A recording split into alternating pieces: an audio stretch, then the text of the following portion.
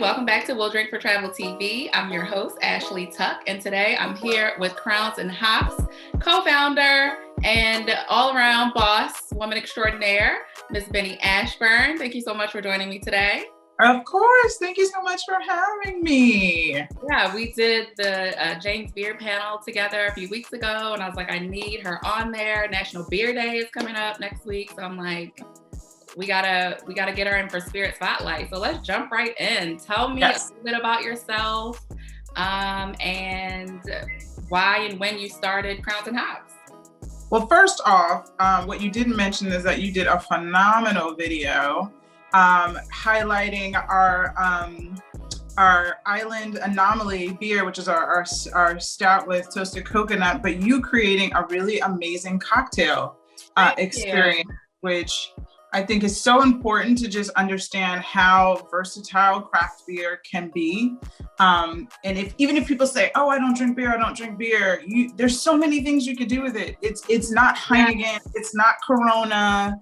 It's an array of flavor profiles that you can really make your own. So thank you so much for doing that. The video was amazing. This weekend, it's hot, so I plan on making the cocktail this weekend. I'm very excited. Yes, it is so delicious. It's a root beer float made by my friend Tracy Javier. She makes cocktails for We'll Drink for Travel from time to time. I actually have Island Anomaly.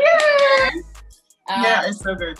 And I have a little surprise for you next week. I'm not going to tell you what it is, but I do have my other flavors here as well. Nice. Oh yes, the BPLB. Okay, so who am I? Yeah. Why should anybody care? Yes, I am Beny Ashburn, co-founder and CEO of Crowns and Hops Brewing Company, first Black-owned brewery out of Inglewood, California.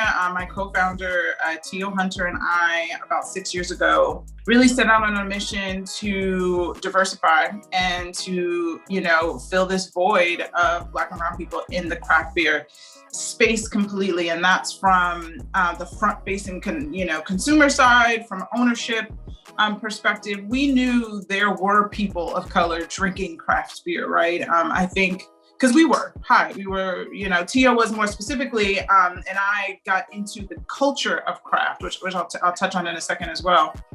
But we weren't coming together the way we saw white people coming together to have a pint, to share a conversation, to have these experiences, not only with your friends, but also with your family. If you go to a brewery, and if anybody listening goes to breweries or been to a brewery, it's very welcoming. It's very community focused. It's very family friendly. You don't have to be 21 and older to go. People aren't in there necessarily playing beer bong and beer stands and all of the beer culture we're so used to understanding in movies and in college, what you see, it's nothing like that at all. It's a very responsible and safe space for people to experience craft. And craft is literally, as the word expresses, it's alchemy, it's science, it's creativity, it's innovation. It's these brewers taking these 4 basic ingredients and then adding on whatever they think, or feel like they want to add on to create these new various flavor profiles. So me and Tio again started curating content. As you know, content is king, and events to really show what we look like in the space, because it's really hard being the only one sometimes. And when I say the only one, being the only person of color in a room, in a conversation, in an experience. And when you are that one, you either are strong enough to be okay with being the only one and having, people ask you stupid ass questions and do all the things. Oh, let me touch your hair. Let me do all the things. It's a lot. It's very overwhelming sometimes. But we didn't care. We set out to have the uncomfortable conversations for other people so they didn't necessarily have to have them, and be the bridge to bring more people of color into the space. And I have to say, 6 years later, I think we've done a really good job in creating a brand and a community that's so much bigger than beer. Beer is a piece of it. Beer is the conduit, but beer is not the heart of it. The heart of it is all of the people that have supported us for the last 6 years that have helped us get here. And it's this new Black people love beer, brown people love beer movement that's continuing to push and change craft beer industry. Yeah, I love what you're doing because I feel like Black people, like you said, are not, it's all about rap videos, cognac, and all the spirits and Hennessy. Which we don't even own. We don't even own it. Right. We're spending all the money, but we don't own it. Right. Exactly. I definitely think, even for me personally, like I need to do more exploring with craft beer.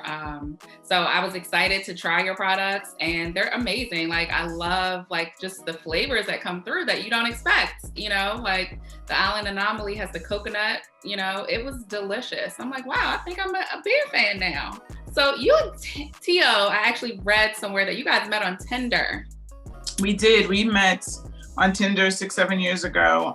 We always say we're the most successful, unsuccessful Tinder couple on the planet. But when we started, as the good girlfriend that I was, whatever, he was into it. And I was like, oh, well, let me, I don't care, but you're into it. So sure, let me understand more about it. And I would watch how his eyes would like pop up, and he would get so excited about craft when we go to like the supermarket, and he'd be standing in those beer. First of all, if you ever go to like a Total, Wine or any of the, Bevmo, the craft beer section is insane. Like it's aisles and aisles of beer. It's so overwhelming. So, I mean, sometimes I feel like Tio would just like post up and help people. I'm like, if you don't want us to go, like, what do we do? Like, why are we? And he's like, because there's so much variety. We got to make sure people are picking the great beer. So his introduction to me, his passion and love for it,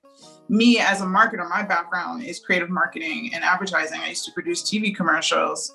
He sparked a fire in me like, wait a minute, like if you're this excited about it, I can't imagine that other people aren't. And then, he introduced me to craft beer culture, which I had mentioned earlier. We would go to breweries during can releases, which are equally as, limited as say a Supreme release or a sneaker release. And the line, when I tell you, would be wrapped around the corner. People posted up with radios, people with their beer babies strapped on, and they would be there, for hours, like just waiting to get that 4-pack or that, 2 4-packs, but sometimes you can only buy 2, you can't buy any more than that. And that's, to me, was so fascinating. And we would see a lot of, particularly Latino people, especially in LA. And I'm like, but then after they get the beer, they just go home, right? And they share it in the privacy of their own families and homes, which is fine. But then you have so many breweries in LA, but we're not going to them. So where's the disconnect between you seeing people standing online to get the beer, but you don't see them inside the store, the breweries spending quality time? Right. How does that work? And that's where us needing to have our own brewery for the Black and Brown community became so important. So I have 2 questions. What exactly is craft beer culture? Like, I would love for you to explain to me what that is. And then I know you guys started out as having like events and creating this community. Was the goal always to create your own brewery? Or, is that something that you just felt like you had to do? So for me, craft beer culture, let's flip it on its head for a second. I want to paint a picture, because this is what craft beer culture has become for me, in seeing it. Or let me give you an example. Stone Brewery is one of the largest craft breweries. They have a huge facility in Escondido. Tio brought me there. When you walk in, you walk through this sort of like entranceway of, flowers, whatever. You step in, it's like 9,000 square feet of grass. There's a pond with a swan in it. There's a little bridge area. There's one corner of people, you can have a little girls gathering. Over here, you have kids playing, with their nannies, which was funny because that tells you kind of, people who are in the craft beer space in Escondido. And then you have food on the inside and music playing and people sitting around fireplaces having, it was just like, what the fuck? Like, where am I? But not a single Black person. And all I could think about was, God, if we flip this, if this was playing a little Kendrick Lamar, Oh a my little goodness. Jay Dilla, we had a little spades game going on over here, a little domino game, you know, a really good food truck or food that, you know, we could all sort of vibe with. We got a Soul Train line popping off over there on the day. You know, I mean, listen, we say no to that, but don't act like what's that the electric slide or something come on. We don't all get up at least for 5 seconds. But the point I'm making is that family barbecue that we all grew up with that just made us feel so happy because we were having a good time and we were seeing people we haven't seen in a long time. You got kids running around, meeting other children the same age, having a good time. That to me is craft beer culture. That to me is what Crowns and Hops Brewery will be. It'll be the place you go on the weekends, even if you don't drink beer. Which we are not, it's not mandatory. Buy a beer, you can't stay. It's here's a place you can come with your friends or your family, not an Applebee's, not a, you know, we don't giant margaritas where you're getting, their goal is to get wasted. Right. Your goal is to have a really, really good time. That's craft beer culture to me. Amazing. Like, I'm like, I know, I wish we were open right now because I go there like tonight. I'm like, what you doing? Meet me over there. Yes, we deserve this after the year we've had. Like, we deserve everything you painted. After the life we've had, like Black people in general. Yeah. And then what was your second question? I'm sorry. You guys started as, you know, having events and creating this culture. Was the end goal always to, you know, have your own brewery? In Tio's mind, he always wanted to be able to make beer. So we're not traditional brewers. Like we are not brewers. And a lot of breweries that often start with someone who's like a home brewer. We started as more community leaders, influencers, you know, marketers, curators of experiences. So I think we always knew when we did our events, like, damn, wouldn't it be great if we just had this permanently where we didn't have to ask permission every time we went into a beer space or borrowed any space to convert it into what we wanted it to be. But it wasn't until 2019 we met Brewdog. Brewdog is one of the largest independent craft breweries in the world. They're based out of Scotland. They were shooting content in LA. They used to have their own TV show. They were launching their own network. I mean, these guys just do so much there. They have the first ever craft beer hotel in Columbus, Ohio, which is a whole other, I mean, if you want to look at somebody with a business model for growth, looking at them is a great, you know, like, oh, we could be this big. This could be interesting. Okay. So someone was like, oh, call Tio and Beny. They're like the mayors of craft beer in LA. Call them. They called us, we ended up starring in the episode and really helping produce it and helping them find other guests for the episode. They were so, and this was the first time they ever met us, but they were so blown away by our community. At the end of every episode, they would have a big party and we had our folks show up wearing our Black people love beer shirts, brown people love beer shirts. And, you know, them being a worldly brewery, they had never seen diversity in craft beer. They were like, and they're from Scotland, so they haven't seen a lot of diversity, period. But they were so impressed and overwhelmed by it. By the end of the shoot, they legitimately came up to us and said, how can we help you? Like, what do you need? How can we help you? And because of that, we were recipients of their development fund. We were able to officially go from, because we were Dope and Dank at the time, to Crowns and Hops Brewing Company. And it really set us on the trajectory to physically be our own brewery, have our own products ourselves, and be our own, you know, our own real beer brand. We were able to travel to Scotland to brew our beer there. We did a tour in Europe. The great thing about Brewdog is they have about 100 bars and tap rooms around the world to include brewing facilities in about 5 continents. So we brewed in Scotland and they were like, why don't you just send the beer to a couple of our other locations in Edinburgh and London in our bars and then go do tastings. So we were able to do that. It's funny, in Scotland, we were doing a beer tasting for like 100 people and we all had them go Inglewood. It was pretty funny. Well, that video's on your website, right? Yes, yeah, the video's on our website. People are like, is that real? I'm like, yes, we were in Scotland and we had a bunch of Scottish people talking about Inglewood. It was really dope, actually. It was funny. It was, and I think that's what's so important. I think about how we were able to still be successful is these big old earrings. I wore them in Edinburgh. I wear them, and it's my culture. It's who I am. I represent myself, and Tio represents himself. And I think when you're a brand owner or an entrepreneur, and I know you know this probably better than anyone, it has to be you. Right. You know, like we'll drink for trout, like it has to be you. Exactly. You have to mean that. And everything you do has to live that. Yeah. So we've, I think, successfully been able to just be ourselves through the whole thing. And I think it's allowed us to win a little bit more. I love that, especially in this day and age. You know, it's been a year almost since George Floyd was murdered. And, you know, in this last year, there's really been an embrace of Black-owned businesses. At times I feel like it's a double-edged sword. Like, I'm like, you know, Black people shouldn't be killed in the streets, but, you know, also there has been such an embrace for entrepreneurs like yourself. Like, do you feel like this last year has sort of solidified, I guess, what your business model is, you know, and being you? Like, do you feel like this last year has really, like I said, solidified who you think or what you think Crowns and Hops represents? I think it hasn't necessarily solidified it. It's just co-signed it. You know what I mean?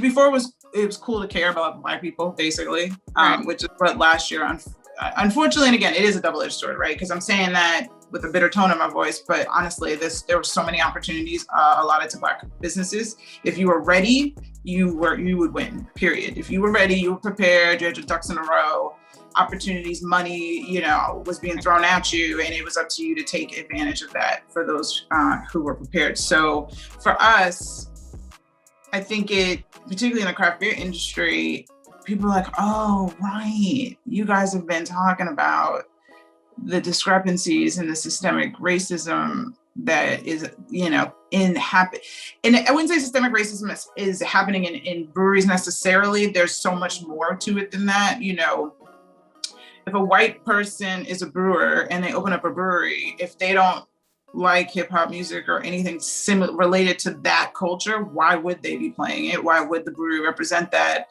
And why would they even realize there are no Black people there if they don't even hang out with Black people? Not on purpose. It's just not, they don't have to care the way we do when we wake up every day and we're Black. Like, we have to notice that we are different when we step into these spaces. So what last year did was co-sign that everything we have been talking about was legitimate. We were taking actionable steps. Last year, we launched our 8 Trill Pills initiative in partnership with BrewDog, where we brewed a beer in 3 different countries, and 100% of those proceeds went to organizations focused on racial equity. And then we also launched a grant program. We had $100,000 that we divvied up and gave to 5 Black-owned craft beer brands to help them in the business of beer. So actually, National Beer Day next week, we're doing a panel with these winners for them to share their updates, because, you know, within the little amount of time since they received that money, they have all had tremendous business success. From some of them owning their own canning line, which allows them to control the supply chain, to marketing dollars to help push them in advertising to get more, you know, sales on the beer. They all have like some amazing stories. I'm like, damn, like just a little bit of money and a little bit of planning can go such a long way. Well, like you said, if you stay ready, you don't have to get ready. So, you know. 100%. Definitely. So I want to talk about your beer art, because that's what it is. Yes. How do you decide, well, first of all, how do you decide which flavors you're going to come out with, and then what the can is going to look like? So the recipe, Tio's our head of beer operations and our CEO. So he really manages everything beer. There's a couple of, we lead with what beer, well, there's a couple ways, right? We lead with culture. and really trying to understand what's happening in culture, right? Like, for example, Juneteenth, we are going to, be focusing on very specific can styles because in celebration of Juneteenth. But ultimately, it depends on the season, right? Because some seasons, some different flavors, profiles do better than others. And then when it comes to the art, we have a designer that helped us sort of build our brand guidelines, but he also does, he's actually a Grammy-winning artist. He's done some album covers for The Roots and all kinds of things. So we try to stick to our core brand guidelines, which is our crown that you see, and then our crowns and hops, that's like the signature thing you see.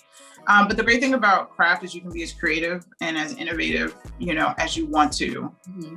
And it's important for us to show our culture inside of that to the best way we can without necessarily putting a black face on a can, because that's insane. But hopefully you look at our cans and immediately relate in some way, somehow, to us being a brand that leads with culture. When you go to a hip hop concert, what's crazy is it's primarily white, right? So we try to lead with what's dope. Like what makes sense, because the word dope is relative to anybody that understands the word dope. Black, white, it doesn't even matter. It's a culturally relative word. And if you can say it and put it in a sentence, that means you're probably living that life. So particularly for the one you held up, Black People Love Beer, BPLB, that was our first beer we released. And the BPLB is the gold letters inside, and that stands for our Black People Love Beer, Brown People Love Beer movement. We recently launched an artist series.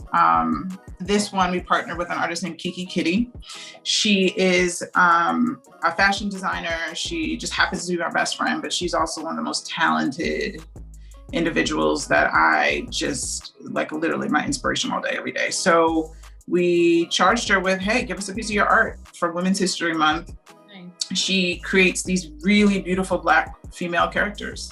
And I was like, listen, go for broke. Like, do what you want to do, because we can do what we want to do. Like, there's no one telling us we can't.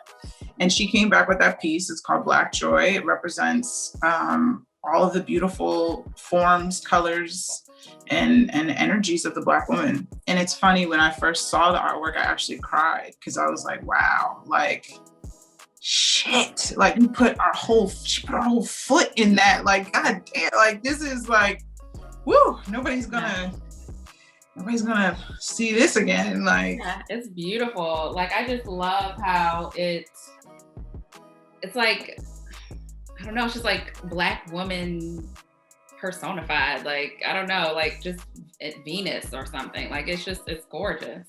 Yeah, no, we also launched a limited edition merch line with it too.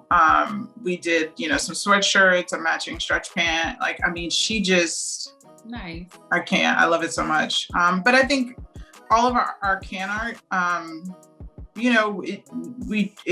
once you come up with the name and the style, I think Tio does a lot of leading that with our designer, where we kind of get into, okay, what's it going to look like? What is it going to feel like?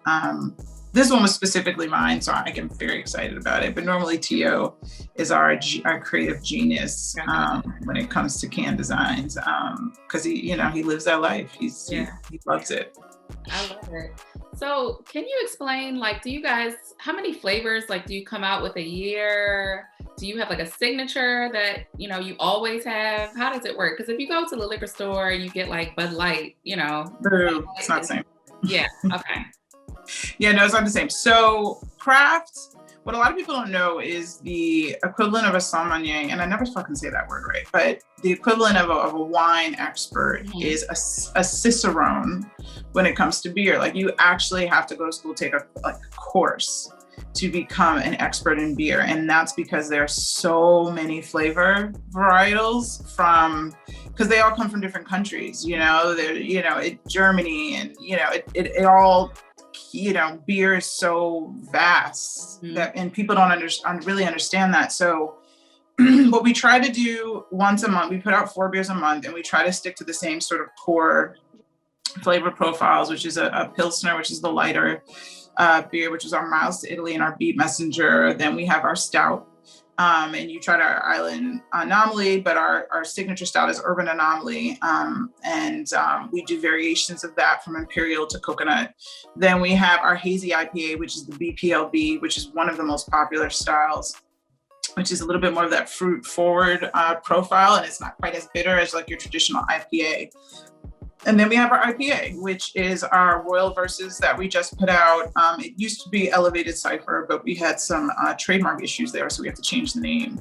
But between those four core beers, we try to give you at least one of each once a month, so you can choose what you want. Because again, you can make it craft beers whatever you want it to be. If you don't want a heavy stout, then go get a Pilsner. You don't want a Pilsner, you want something a little fruity, go get a hazy. Like it's completely up to you how you want to craft your experience. What, you put out 4 a month? That's a lot. I feel like you're like always thinking about new flavors. We do. Tio we have to plan our beers out just from packaging alone. You can only imagine, packaging is such a long lead time, 8 to 12 weeks out, if not more. We have to get the designs done in the can, ready to go, so that we can be ready when the beers, otherwise, if you don't have the art done, it pushes everything back because you gotta, how the packaging goes. Yeah. Such a long lead time. So we've already got our beers planned out June, July, August. For people who perhaps are interested in starting their own craft beer, what steps did you take to get started? And is there anything you would have done differently? Oh, girl, I don't think we have that kind of time. It's not for the weak. I'll tell you that right now. The beer industry, it's a hard business. It's not necessarily the most profitable business, right? Most craft breweries build their business model on in-house sales. So with everything going on with COVID, it's tough, right? Because you can mark up your price on beer on a pint that you pour inside of a store versus the cost of packaging it, which reduces it significantly, because you got to pay for all of that, the stuff that comes with putting it on shelves. So getting into the business, I would, for anyone, if you're a brewer, a home brewer, try to find internships, because you really need to understand the intricacies of the beer business to understand if it's something that you are built for, because it is a business. As much fun as we have, as much as we love doing what we're doing, the transition from a sort of a craft beer lifestyle brand, which we were, where we were just influencers throwing great events and shooting great content, to being a business in liquor with liabilities and insurance. Like it's a little bit different. You have to, it's a responsibility for your community now. You have to really care about why you're doing it in the first place, because you're changing lives, and it's alcohol. Right. Alcohol's a big deal. Alcohol is very, very tough nut to crack. People always say, damn, like, we're so impressed that you're able to even break into the beer industry, but it took us 6-7 years to get here.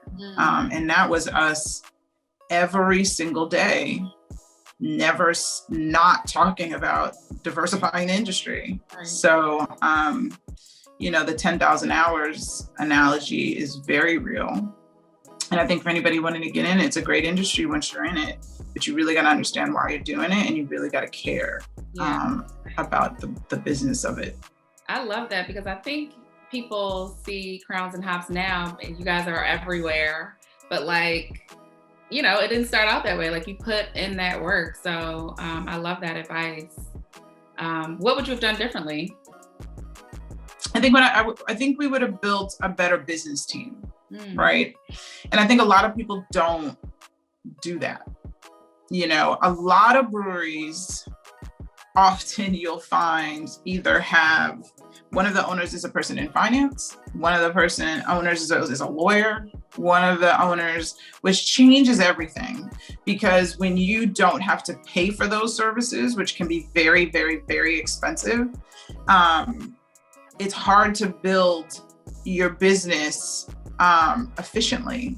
So the time it takes through the multiple conversations and the multiple consulting that you need to take on to build that like structural and sustainable plan could have been alleviated if we would have just maybe led with the importance of that team, not just a creative marketing team. I think we're locked there. We're good. We're creative. We got messaging, narrative. We're fucking golden. But I think, and we're good now. It's just hindsight. We knew what we wanted to do. So bringing on those people a little earlier to be like, okay, this is how you build the infrastructure for it, I think would have really helped maybe speed things along a little bit, because we are still in the process of raising money for our actual facility. So, being Black as an entrepreneur, we already know getting money is difficult, as much as people, oh, no, it's not. Yes, the fuck it is. Yeah. And you have to work a little harder. Your plan has to be a little bit better. And your cell has to be like locked. It has to be, you can't not know an answer that a white person might not know sitting in a business meeting, because it's just, our expectations for us are just slightly different. Mm-hmm. So I recommend anybody of color getting in, really get your plan, get your team, your business team. Yeah. You know who else, who you sound like? You sound like Fawn Weaver of Uncle Nearest. I asked her the same question, and she said the same thing. You got to have your business plan together. There is no way you're going to make it otherwise. Yes, it is. And we have a business plan, right? But there's having a business plan and having a business plan, you know what I mean? And for anybody of color, the difference in my tone, what that means. We unfortunately have to be better than everybody else. And even sometimes when you're better, it doesn't necessarily mean you're still going to get the win. Right. So you have to, having your team does is it helps you not have to depend on anybody else, because sometimes your best way forward is to just do it yourself. Yeah. Just do it. You will get a lot of no's. You will do a lot of pivoting, but if you believe what you're doing is right and you believe what you're doing will work, just do it yourself. Yeah. And everything else will come. Yeah. So start. Just start. So that's my advice. So when does your facility open? Number one, so I can make my way to LA. Yes. And number two, where can people find your beer? So in terms of our facility, we're working as hard as we can. We definitely want to be open by Super Bowl next week, Super Bowl next year. Super Bowl is officially happening in Inglewood. I think it would be a travesty if Crowns and Hops is not, some kind of brick and mortar isn't open for us to have a space. So that is our focus we need someplace for us to go in Inglewood outside the stadium, which 90% of the people won't be able to even get into. So, and then in terms of finding our beer, you can go on our website, Crowns with an S and Hops with an S.com.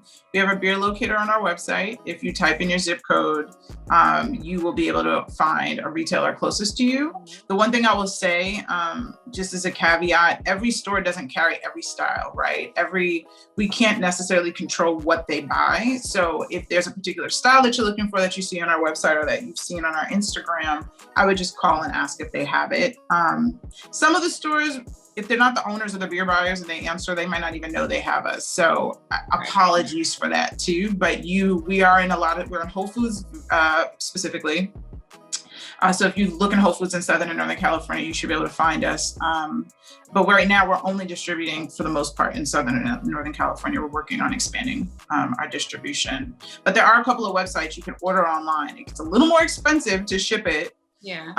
But there are a few places like Craft Beer Kings and Craft Shacks where you can order, a 4-pack or buy the can and get like a mixed pack of something you want. But craft beer in general is a little more expensive, like not just Crowns and Hops, but all craft beer, because you are getting products fresh from the tank to your home, to your mouth, in your tummy. So I think people need to understand that, like, you're getting a premium product. Like, it's just going to cost a little bit extra, and that's okay. And you don't need to drink a bunch of them to you know what I mean? Like, it's not getting a 6-pack and taking down the 6-pack. Like, right. First of all, you shouldn't be doing that anyway. But let's do better. Let's do better. So you can have 1 or 2 beers and you're like, yes, I'm golden. I feel good. Give me a good meal. I'm feeling great. Yeah. Well, thank you, Beny, so much for talking to me today. I really appreciate it. Everyone, go to crownsandhops.com. Check them out on Instagram at crownsandhops, and order yourself some today.